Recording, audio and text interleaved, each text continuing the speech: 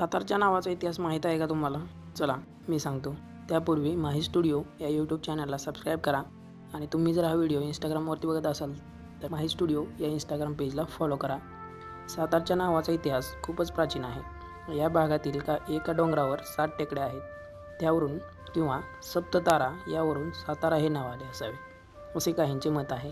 पण सातारा हे पुराण काळापासून अस्तित्वात आहे. स्कंदपुराण आणि पद्यपुराण यामध्ये सातारचा उल्लेख सत्यपूर किंवा सप्तगिरी या नावाने आढळतो. या भागातील पांडवगड हा महाभारतातील पांडवांच्या वनवासाशी संबंधित असल्याचे मानले जाते. 10व्या व 12व्या शतकात म्हणजे शिलाहार काळात सत्यगड किंवा सत्यपूर असा सातारचा उल्लेख आढळतो. पुढे ब्रिटिशांनी सातारचा उल्लेख सतारा असा केला आहे.